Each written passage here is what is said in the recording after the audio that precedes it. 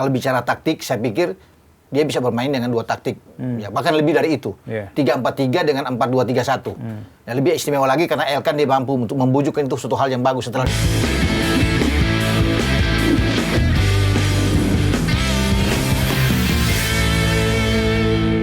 bahkan ya. Hanya Milan tuh pelatih pelatih fisik ya. Kebugaran ya.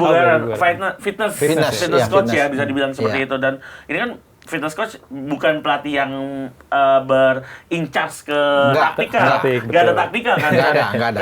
Kehadiran Grayson ini yang taktika. yang sangat penting menurut saya buat tim nasional Indonesia, ditambah Simon Grayson pastinya faktor komunikasi juga sama-sama dari UK ini juga mempengaruhi. Satu nilai positif juga. Kita juga selain itu memang kualitas klub-klub yang pernah dia latih juga klub yang sangat familiar di kuping pencinta sepak bola Indonesia, yang artinya dia punya kemampuan yang bisa dia hadirkan, dia tawarkan untuk menjadi salah satu senjata buat timnas Indonesia kepada John Hartman. Karena pasti seorang pelatih utama visualnya kan pasti visualnya tuh nggak total banget, pasti butuh sosok asisten yang bisa melihat celah-celah, bisa melihat pemain-pemain yang ternyata di bangku cadangan bisa menjadi game changer. Ini contohnya kalau di atas lapangan seperti itu. Dan menurut saya kehadiran Simon Grayson ini, jika memang benar-benar diumumkan, karena belum ada pengumuman secara resmi ya, biasanya PSSI ini gercep banget nih. Timnas Indonesia ini gercep banget kalau masalah meng-announce pemain atau pelatih yang baru gitu. Dan jika beneran ada, ini nilai yang sangat positif buat timnas Indonesia, Simon Grayson. Nah, ini kan Simon Grayson. Terus juga yang tentu banyak ditunggu-tunggu pasti soal strategi apa yang dipakai John Hartman kan. Banyak karena di saat melatih Kanada, Toronto FC banyak pola yang digunakan kan, ada 3-4-3, 4-2-3-1, 3-5-2 dan lain-lain. Kalau Bung Ropan memprediksi John Hartman di laga lawan St. Kitts and Nevis, apakah pola apa yang akan dimainkan oleh John Hartman? Menarik karena bagi John Hartman kan bukan sesuatu hal yang baru untuk menghadapi St. Kitts and Nevis. Ketika menangani Kanada dia udah pernah bermain karena mereka satu zona itu. Ya kan, di atas CONCACAF. Dan Kanada hanya menang tipis 1-0 melawan dia, pernah bermain dengan St. Kitts ya, pernah duel. Jadi dia tahu persis dengan keadaan St. Kitts ini, walaupun pemain-pemainnya itu lebih banyak di lokal. Ya tidak seperti kita yang main bagus kan, main Serie A ada, Ligue 1 ada, Eredivisie, Bundesliga, ya ada di Championship dengan Ole kan. Tidak semewah kita, tetapi tetap John Hartman tahu tidak boleh menganggap enteng. Ya tidak boleh bisa menganggap remeh St. Kitts karena dia pernah mengalami itu dengan Kanada, Alphonso Davies dan kawan-kawan dengan skuad yang bagus banget kan. Bayern Munchen itu kan. Ya kan. The Bavarian. Cuma 1-0. Tetapi karena ini bermain di kandang dengan antusiasme yang tinggi dari penonton, ya fanatik yang kuat, dan kalau bicara taktik saya pikir dia bisa bermain dengan 2 taktik, ya bahkan lebih dari itu. 3-4-3 dengan 4-2-3-1. Ya, lebih istimewa lagi karena Elkan dia mampu untuk membujukkan itu suatu hal yang bagus setelah 2 tahun. Setelah 2 tahun nggak hadir di kita. Setelah 16 Januari 2024 lawan Australia, akhirnya dia datang, itu luar biasa. Dan itu udah confirm pasti datang kan? Itu bicara langsung. Dia langsung bicara dengan Elkan. Datang langsung ke Ipswich saat itu. Dia datang bicara. Jadi dia meyakinkan Elkan untuk dan mungkin pasti ada tawar-menawar dengan Elkan. Oke, saya akan balik. John, tapi saya dapat tempat nggak? Ya nggak? Kalau saya cuma bangku cadangan terus, mendingan gua nggak usah. Ini kan? Apalagi jauh-jauh datang ke Inggris ya? Jauh kan? Dia kan perlu itu untuk dapat tempat. Karena waktu di Indonesia di zaman SD, saya selalu ambil main tim utamanya. Tim utama. Betul. Untuk main lawan Argentina, lawan apa semua kan saya main gitu loh. Itu kan dengan tim. Jadi pasti diyakinkan. Ketika dia datang, lebih mewah di belakang kita kan.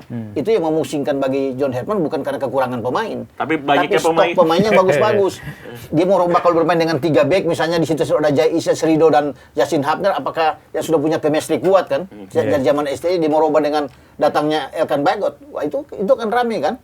Karena bukan cuma yang main di back tengah itu kan bukan cuma Elkan juga, Kevin Dix bisa ditarik main di tengah. Jordi juga kan? RCB, Kevin Dix di Borussia Mönchengladbach. Bisa main di kanan, bisa main di kiri. Dimanapun dia bisa main. Bahkan winger kanan pun bisa Kevin Dix. Jadi kalau bicara dengan St. Kitts, dia bermain dengan 4-2-3-1 oke, 3-4-3 oke. Tinggal siapa aja yang dimainkan, ini yang perlu menjadi tanda tanya. Materi di starting 11-nya dia seperti apa?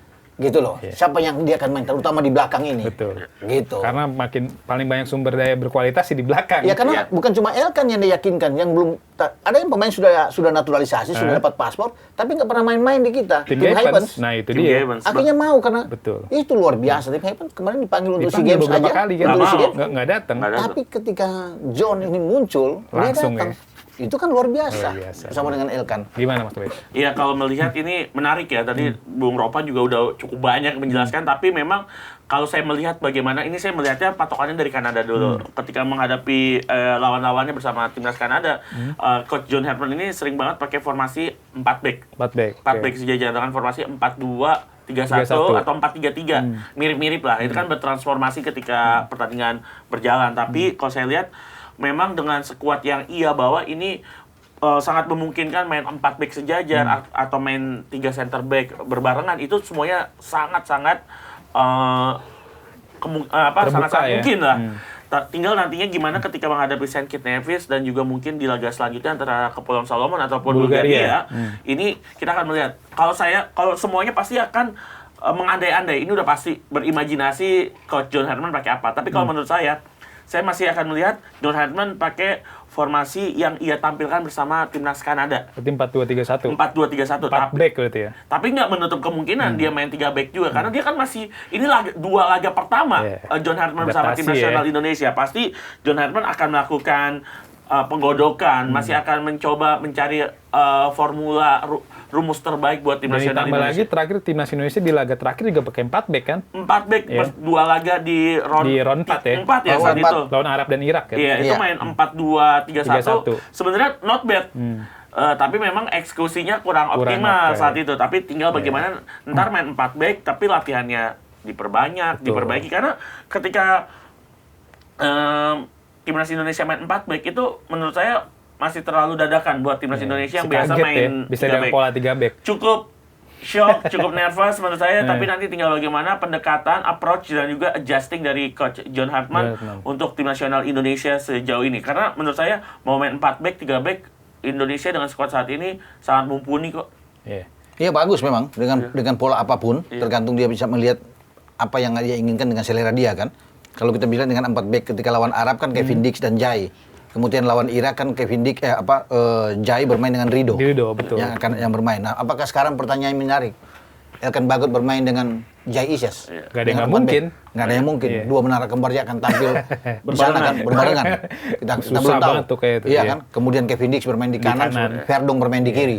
Karena ini suatu hal yang sangat bagus dengan 4 pemain yang ada. Itu liga-liga top Eropa semua. Bundesliga, Championship. Kan? Serie A dan jadi juga Mönchengladbach, Sassuolo, Ipswich, Lille. Wah, gila, keren banget. Semewah itu loh. Semewah itu. Ya itu mungkin yang bisa ngalahin pemain Indonesia saat ini di Asia hanya Jepang dan Korea mungkin ya. Iya. Enggak, kalau Korea sih saya pede menang sih kalau Korea saat masih ini. Oke, ya. Masih cuma bisa. Sisa Lee Kang-in sama Son Heung-min mah saya percaya diri, tapi kalau Jepang baru udah beda level. Dia. Bahkan Spanyol Jermannya keteteran. Jadi di belakang dia kan ada Emil Audero, Cremonese kan. Atau Martin Bas Ajax kan. Jadi memang mewah. Udah paling top tim kita ini. Benar. Iya. Nih terakhir deh Bung Ropan dan Mas Habib. Kemarin kan timnas Indonesia udah ngeluncurin jersey baru Kelme ya. Iya. Nah, singkat aja deh, gimana penilaian Mas? Yang namanya desain saya ya. Yang namanya desain itu nggak semuanya bisa membahagiakan semua pihak. Kan katanya ada bilang mirip Chelsea. Iya, ada Chelsea pas yang zamannya Hazard yang biru, strip putih-putih. Tapi kalau saya lihat memang ya ini masih first attempts dari Kelme, kita harus menghargai. Yang paling utama media handling dari Kelme juga cukup baik. Menerima semua kritik yang membangun. So far semuanya kritik yang membangun untuk timnas Indonesia. Kalau saya lihat memang masih harus banyak perbaikan, apalagi ini levelnya tim nasional. Dan Kelme ini untuk level timnas, kita tahu salah satunya yang saya punya itu Nepal. Itu sebenarnya Nepal bagus banget. Ada ornamen atau ada siluetnya Gunung Everest. Oh gitu ya. Mungkin Kelme naruhnya yang Indonesia adalah batik. Tapi kan nggak melulu harus batik, menurut saya seperti itu. Batik di putih kan? Putih di away kan? Iya. Kalau yang merah cuma strip putih aja. Tapi overall masih harus ada perbaikan dari tim Kelme. Kalau dibilang buruk, enggak. Tapi kalau dibilang bagus juga masih agak jauh. Tapi mungkin saya kasih nilai 6,5/10. Kalau Bung Ropan gimana? Sebenarnya sih ini biasa aja. Tetapi saya lebih suka natural aja. Merah-merah aja. Full merah aja.